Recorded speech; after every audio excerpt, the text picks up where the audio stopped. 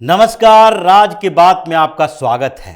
ED CBI के ऊपर जिस तरीके से विपक्षी पार्टियां आरोप लगाती रहती है कि ये केंद्र सरकार की कठपुतली है, इसका दुरुपयोग किया जाता है, लेकिन ईडी के छापों ने और मिले सबूतों ने यह साबित किया है कि विपक्ष के गठबंधन की पार्टियों के नेता किस तरीके से भ्रष्टाचार में आकंठ डूबे हुए हैं।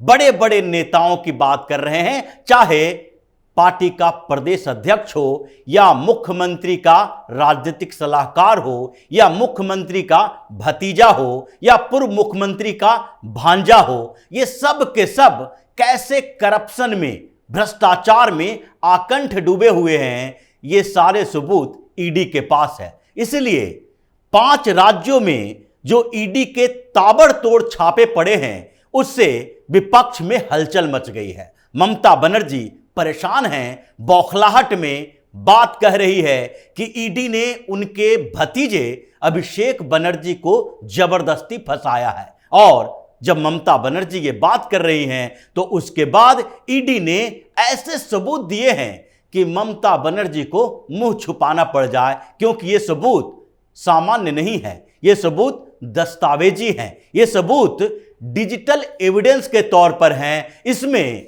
अभिषेक बनर्जी के सीधे हाथ होने के कई पुख्ता प्रमाण मिलते हैं। उसी तरीके से झारखंड, मध्य प्रदेश, छत्तीसगढ़, पश्चिम बंगाल और केरल, ये 5 राज्यों में ईडी ने जो कार्रवाई की है, उससे कांग्रेस में सोनिया गांधी भी परेशान है और ममता बनर्जी भी परेशान है। हेमंत सोरेन के पाख्ते उड़े हुए हैं, तो सीएम भूपेश बघेल को लग रहा है कि अब ईडी की नजर उनके घर पर ही है, क्योंकि उनके ओएसडी, उनके डिप्टी सेक्रेटरी, उनके पॉलिटिकल एडवाइजर, सबके घरों पर तो छापे पड़ गए। अब अंतिम बारी उन्हीं के घर पे छापे पड़ने की है, जिसमें गिरफ्तारी भी होगी। तो शुरुआत करते हैं छत्तीसगढ़ से, क्योंकि छत्तीसगढ़ घोटालों का खान है। जिस तरीके से वहां कोयला निकलते हैं, उसी तरीके से करप्शन के नदियां भी बहती है। यानी कि कोयला घोटाले के साथ साथ अब एक और नए घोटाले में छापेमारी हुई है। यह तो पहले हो चुका था कोल ट्रांसपोर्टेशन घोटाले में, जिसमें यह कहा गया कि भूपेश बघेल सोनिया गांधी के लिए एटीएम की तरह हैं, जो कि छत्तीसगढ़ से कमाई करके आला कमान के पास पैसे भेजते हैं। ये भारतीय जनता पार्टी के नेता पूर्व मुख्यमंत्री रमन सिंह ने कहा था। और अब एक और नया घोटाला, जो उससे भी बड़ा घोटाला है, जिसके तार यहां से नहीं बल्कि दुबई से जुड़े हुए हैं, और जिसमें मुख्यमंत्री भूपेश बघेल के ऑफिस के अंदर से संचालित होने के सारे सबूत मिल रहे हैं। यह छापेमारी 10 जगहों पर हुई छत्तीसगढ़ के अंदर, और यह था महादेव गेमिंग ऐप के लिए। महादेव सट्टा बाजार का एक ऐप है, जिससे सट्टेबाजी होती है। पहले तो ईडी और सीबीआई को यह सबूत मिले थे कि इसमें करीब 600 करोड़ रुपए की लेन देन हुई है, ट्रांजैक्शन हुई है, और इसको लेकर स्टेट गवर्नमेंट के कई थानों में एफआईआर दर्ज किए जा चुके थे। फिर इसमें ईडी की एंट्री होती है और पता चलता है कि इस ऐप के जरिए, जो कि दुबई से चल रहा था, इसमें तो 5000 करोड़ के ट्रांजैक्शन हुए हैं। और फिर मनी लॉन्ड्रिंग का मामला दर्ज हुआ। जब ईडी ने इंक्वायरी शुरू की तो पता चला कि चीफ मिनिस्टर भूपेश बघेल के ऑफिस से क्या क्या खेल चल रहा है। और इसमें जो छापेमारी हुई, 4 लोगों को गिरफ्तार किया गया। उसमें जो छापेमारी की गई थी, सबसे नजदीकी व्यक्ति जो भूपेश बघेल के माने जाते हैं, जो पहले पत्रकार रहे थे, बड़े बड़े पोर्टल और अखबारों के एडिटर रहे थे, आज वो मीडिया एडवाइजर से होते हुए पॉलिटिकल एडवाइजर बन गए हैं भूपेश बघेल के, और वो हैं विनोद वर्मा। विनोद वर्मा के घर पे भी छापेमारी हुई और उसके बाद 4 लोगों को गिरफ्तार किया गया। इस छापेमारी में जिन 4 लोगों को गिरफ्तार किया गया है, वो गिरफ्तारी इन्हीं से लिंक है। एक हैं चंद्रभूषण वर्मा, जो छत्तीसगढ़ पुलिस में छोटे से पद यानी कि एएसआई हैं, असिस्टेंट सब इंस्पेक्टर, लेकिन रुतबा तो देखिए कि मुख्यमंत्री के कार्यालय तक, मुख्यमंत्री के ऑफिस तक उनकी पहुंच है। क्यों है? क्योंकि चंद्रभूषण वर्मा विनोद वर्मा के रिश्तेदार हैं और इसी रसूख का इस्तेमाल करके उन्होंने सीएम के ऑफिस तक ये बात चाल फैला दी और पता चला कि ये सारा का सारा जो नेटवर्क दुबई से छत्तीसगढ़ तक चल रहा था, उसमें सैकड़ों करोड़ की हेराफेरी हर महीने हो रही थी और पैसा ऊपर से नीचे तक पहुंच रहा था। इसमें 2 लोग गिरफ्तार हुए जो बिजनेसमैन हैं और जिसको हवाला ऑपरेटर कहा जा रहा था, जो कि दुबई से छत्तीसगढ़ तक का जो रैकेट चलता था उसमें हवाला के जरिए पैसे पहुंचाता था और वो है अनिल और सुनील दमानी।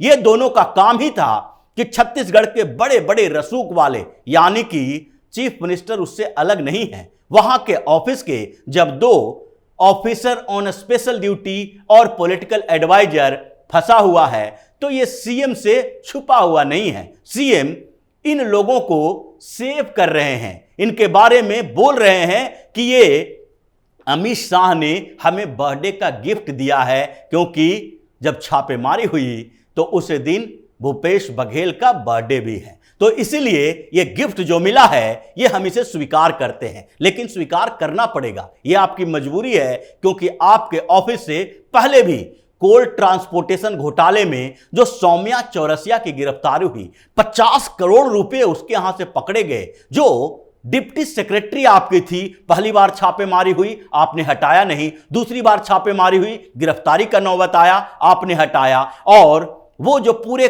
कोल ट्रांसपोर्टेशन घोटाले की मास्टरमाइंड मानी जाती है, आपके डिप्टी सेक्रेटरी आपसे छुपा हुआ नहीं होगा, क्योंकि तिवारी चाचा भतीजा भी यही बताता है कि पॉलिटिकल लोगों को, मंत्रियों को, मुख्यमंत्री को, बड़े बड़े रसूख वाले को वो पैसा पहुंचाता था। हर रोज 1 करोड़ से ज्यादा की वसूली होती थी, यानी करोड़ों के इस घोटाले में भी आपका नाम है। और दूसरी तरफ अभी जो गेमिंग ऐप, जो सट्टा बाजार में गेम ऑनलाइन ट्रेडिंग होता था और सट्टेबाजी होती थी, 5000 करोड़ के ये मनी लॉन्ड्रिंग का हवाला कारोबार के केस में आपका नाम है, क्योंकि इसमें एक और जो सतीश चंद्राकर गिरफ्तार हुआ है वो भी एक बिजनेसमैन है और उसका भी कहीं न कहीं इन लोगों से एक बड़ा नेटवर्क दिखाई पड़ रहा है। मतलब 2 अधिकारी, 2 हवाला कारोबारी, एक दूसरा बिजनेसमैन, फिर 2 ओएसडी यानी कि भूपेश बघेल के करीबी व्यक्ति, एक जो गिरफ्तार हुआ वो भूपेश बघेल के पॉलिटिकल एडवाइजर विनोद वर्मा का रिश्तेदार, तो फिर भूपेश बघेल कहां बचकर जाएंगे। यानी ये जो छापेमारी हुई है ये पृष्ठभूमि है आगे छत्तीसगढ़ में बड़ी बड़ी कार्रवाई की। चुनाव से पहले इंक्वायरी होगा भूपेश बघेल के खिलाफ। दूसरी छापेमारी जो हुई वो बगल में झारखंड में हुई। झारखंड में भी दिल्ली की तरह एक बड़ा शराब घोटाला सामने आ रहा है और वहां के फाइनेंस मिनिस्टर रामेश्वर ओरांव के बेटे रोहित ओरांव, इनका सीधा कनेक्शन उसमें पता चल रहा है, क्योंकि ये बड़ा नेटवर्क है। यहां पर जो 2021 में शराब नीति बनाई गई थी, ये दिल्ली के जैसे ही शराब घोटाला है, वहां पर भी 2 तरीके की बात पता चली है। एक तो लाइसेंस में बड़ा घोटाला हुआ और दूसरा कार्टेलाइजेशन किया गया, और जो कार्टेल बनाए गए उसमें रोहित ओरांव के पैसे लगे हुए हैं। और वो पैसे भी डायरेक्ट नहीं लगे हुए हैं, बल्कि कोलकाता की सेल कंपनी के माध्यम से इसमें लगाया गया है। इसीलिए रामेश्वर ओरांव के घर पर, उनके प्रीमाइसेस में भी छापेमारी हुई। ऐसे झारखंड में घोटालों के कई लिस्ट जारी हुए हैं, जिसमें एक घोटाला तो हेमंत सोरेन के अपने स्टोन माइनिंग केस में है, जिसमें उनके ऊपर तलवार लटक रही है, कभी भी गिरफ्तारी हो सकती है, क्योंकि सबूत मिले हैं ऐसे कि उन्होंने अपने ही सरकार में अपनी कंपनी को टेंडर दिया पत्थर काटने के लिए और पूरा नेटवर्क बनाया, जिसके लिए वो ऐसे लोग रखते थे जो कि ठेकेदारों से वसूली करता था, ऐसे लोग रखते थे जो कि बिजनेसमैन के थ्रू उनके काले कारोबार में पैसे लगाता था, ऐसे लोग भी थे जो कुरियर का काम करते थे, रोज पैसे इकट्ठा करके सीधे उनके तक पहुंचाते थे, ऐसे लोग भी थे जो पार्टी के नहीं बल्कि पार्टी से भी ऊपर उनके करीबी माने जाते थे। अब प्रेम प्रकाश के ऊपर छापा पड़ा था तो उसकी भी जानकारी सबको थी और क्या क्या मिला था यह छिपा हुआ नहीं है। मतलब एक और मंत्री, पहले मुख्यमंत्री और उसके बाद उनके फिनांस मिनिस्टर यानी वित्त मंत्री के घर छापेमारी हुई है। विपक्ष में तो तहलका मचेगा ही, हलचल होगा ही, परेशानी बढ़ेगी ही। और तीसरा राज्य जो इन दोनों के अलावा था वो है मध्य प्रदेश। मध्य प्रदेश में भी छापेमारी हुई। इस बीच चुनाव होना है और कमलनाथ वहां सीएम के फेस बनने जा रहे हैं। लेकिन वहां जो छापेमारी हुई है 350 करोड़ के एक फ्रॉड केस में हुई है, लोन फ्रॉड है। और ये लोन फ्रॉड किसका है? मोजर बियर के एक कंपनी हुआ करती थी, उसी के लिए 350 करोड़ का लोन लिया गया था। और ये कंपनी किसकी है? कंपनी है कमलनाथ के भांजे रतुल पुरी की। मतलब कमलनाथ के घर तक ईडी पहुंचने वाली है, क्योंकि ये सारा का सारा कनेक्शन है जो सिर्फ पॉलिटिकल कनेक्शन है। बिना पॉलिटिकल कनेक्शन के इतने बड़े लोन और फिर फर्जीवाड़ा नहीं हो सकता है। इसीलिए कमलनाथ के घर तक ईडी की टीम पहुंचने ही वाली है, क्योंकि ये लंबे समय से फ्रॉड का मामला चल रहा है। और एक मामला नहीं है, कई मामले मध्य प्रदेश के अंदर हैं जिसमें कहीं ना कहीं कमलनाथ का तार जुड़ा हुआ है। इसीलिए कमलनाथ का नाम आजकल जो लिया जा रहा है मध्य प्रदेश में, एक घोटाला नाथ, भ्रष्टाचारी नाथ भी कहा जा रहा है, क्योंकि इनके तो घोटाले के कई सबूत ईडी और सीबीआई के पास भी हैं। ये चौथा राज्य एक और है, और वो है दक्षिण भारत में सुदूर, जहां पर राहुल गांधी अपनी उपस्थिति दर्ज करवाते हैं, जहां से सांसद हैं। और वो प्रदेश है केरल। वायनाड से राहुल गांधी भी सांसद हैं। वहां के जो कांग्रेस के प्रदेश अध्यक्ष हैं सुधाकरन, उनसे ईडी ने पूछताछ की। और ये मामला क्या है? जब वो मंत्री थे उस समय जो एंटिक पीस होते हैं, पुरातन सामग्री, उसका बहुत बड़ा फर्जीवाड़े तरीके से लेन देन हुआ, उसे बेचा जाता था। और वो वन पर्यावरण मंत्री थे उस समय। जो ये चला था वो धीरे धीरे आगे बढ़ता गया, और इसमें मॉनसन मवुक्कम, जो कि एक बड़ा नाम माना जाता है ये काली दुनिया का, जिसमें एंटिक पीस खरीदे और बेचे जाते हैं। दुनिया के बाजार में इसकी बड़ी मांग है। इसमें करोड़ों अरबों का घोटाला हुआ, और इसमें पहले जो गिरफ्तारी हुई उसमें तार जुड़े मनी लॉन्ड्रिंग के तार जब जुड़े तो उसमें कांग्रेस का एक और नेता का नाम आया, जिसे आरोपी बनाया गया है कि उसे सीधे मवक्कम से पैसे मिलते थे, और वे पैसे के लेन देन के ईडी के पास सबूत हैं। और वो हैं एबिन इब्राहिम के साथ सुधाकरन से पूछताछ की गई। सुधाकरन हाथ पैर फैलाए हुए हैं कि हम तो इसमें कहीं शामिल ही नहीं हैं। लेकिन शामिल हो या ना हो, अब सबूत आपके सामने है। आप कभी भी स्वीकार नहीं करेंगे, कांग्रेस स्वीकार नहीं करेगी, लेकिन ईडी के पास जो सबूत हैं उसको कोर्ट स्वीकार करेगी, और कोर्ट से ही आपको खींच कर फिर जेल के अंदर भेजा जाएगा। लेकिन केरल में ही एक दूसरी पार्टी है जिसकी सरकार है सीपीएम, लेफ्ट डेमोक्रेटिक फ्रंट की सरकार है। पिनराई विजयन भी कहीं न कहीं फंसे हुए हैं गोल्ड स्मगलिंग घोटाले में, लेकिन अभी तक उनसे थोड़ी बहुत पूछताछ हुई है। अभी उनके ऊपर कड़ी कार्रवाई नहीं हो रही है। लेकिन एक और छापेमारी हुई, 100 करोड़ के फर्जी लोन घोटाला। वहां भी कोऑपरेटिव से लोन लिया गया था, जिसमें सीपीएम के एक बड़े नेता मोइनुद्दीन फंसे हुए हैं, और इसलिए ईडी ने उनके जुड़े हुए प्रीमाइसेस पर छापेमारी की। लेकिन इन 4 स्टेट के अलावा 5वां स्टेट ऐसा है जिसके मुख्यमंत्री चिल्ला कर कहती हैं कि वो भी केजरीवाल की तरह ईमानदार हैं, कट्टर ईमानदार हैं, सादगी पसंद हैं। वो तो सामान्य तरीके की जिंदगी जीती हैं, रहती हैं सामान्य घर में, कपड़े सामान्य होते हैं। और वो हैं ममता बनर्जी चीख कर कह रही थी कि उनके भतीजे अभिषेक बनर्जी को फंसाया जा रहा है। पिछले दिनों अभिषेक बनर्जी सुप्रीम कोर्ट में गए कि भाई ये जो स्कूल शिक्षक भर्ती घोटाले हैं उसमें उनकी कोई भूमिका नहीं है, ईडी उन्हें जबरदस्ती घसीट रहा है, इसीलिए आप एक शील्ड प्रदान करें, कि ईडी उनसे पूछताछ न करे, उसे इसमें घसीटे नहीं। लेकिन ममता बनर्जी भी यही बात बोल रही थी। सुप्रीम कोर्ट ये मानने के लिए तैयार नहीं हुआ क्योंकि ईडी के पास इसके साक्ष्य हैं। वो पार्थ चटर्जी की बात नहीं है, अर्पिता मुखर्जी की बात नहीं है। इन लोगों से यह शिक्षक भर्ती घोटाले में 126 करोड़ का सीजर हो चुका है। लेकिन अब अभिषेक बनर्जी का नाम आया। अभिषेक बनर्जी का नाम कैसे आया? एक कंपनी के माध्यम से।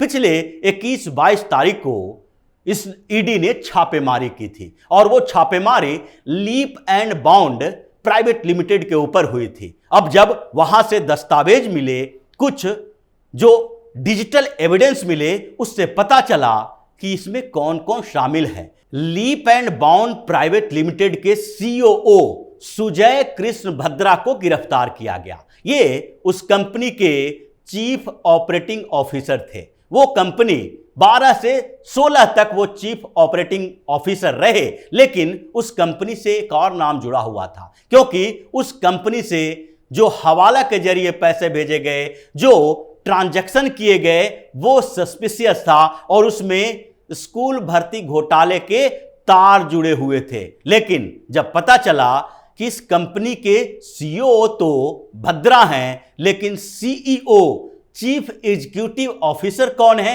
वो हैं अभिषेक बनर्जी। सीईओ और डायरेक्टर दोनों भूमिका में अभिषेक बनर्जी वहां 2012 अप्रैल से लेकर 2014 के जनवरी तक बने रहे हैं। जब इनको लग गया कि अब तो घोटाला हो गया, अब पैसे सारे लेन देन हो गए, तो उसके बाद ये वहां से छोड़ चुके थे। लेकिन अभिषेक बनर्जी का नाम सीधे तौर पर leap and bound private limited company से जुड़ा है। उसके सीईओ रहे हैं और जितने दस्तावेज सौंपे गए हैं, जो इलेक्ट्रॉनिक एविडेंस हैं, ये सारे के सारे डिजिटल एविडेंस बताते हैं कि अभिषेक बनर्जी जो हैं वो स्कूल भर्ती घोटाले में पूरी तरीके से शामिल हैं और इसलिए ममता बनर्जी छटपटा रही है, आरोप लगा रही है। लेकिन इन आरोप प्रत्यारोप से कुछ होने वाला नहीं है। अब अभिषेक बनर्जी के ऊपर तलवार लटक रही है गिरफ्तारी की। तो सारे के सारे 5 स्टेट में जो छापेमारी हुई, हर जगह सबूत हैं। कांग्रेस के खिलाफ, उसके साथ टीएमसी के नेता के खिलाफ, झारखंड मुक्ति मोर्चा के नेता के खिलाफ और कांग्रेस के सीएम, पूर्व सीएम के भतीजे भांजे, ये सारे के सारे इसमें इन्वॉल्व हैं। अब बारी अंतिम प्रहार करने की है। इन लोगों की संपत्ति जब्त तो हो ही रही है, अटैच हो ही रही है। अब इन्हें गिरफ्तार किया जाएगा और उसके बाद एक बार फिर पूरी विपक्षी पार्टियां कोहराम मचाएगी, हंगामा करेगी कि ईडी का दुरुपयोग किया जा रहा है। लेकिन यह दुरुपयोग है तो लोगों को समझना चाहिए कि अगर दुरुपयोग इसे कहते हैं तो ऐसा दुरुपयोग तो हर सरकार को करने चाहिए, क्योंकि भ्रष्टाचार जब तक है तब तक विकास संभव नहीं है। तो इसी तरह की खबरों के साथ फिर से हाजिर होंगे। तब तक के लिए बने रहिए हमारे साथ और देते रहिए हमें सहयोग, ताकि इसी तरह की खबर हम आपके लिए लाते रहें। धन्यवाद।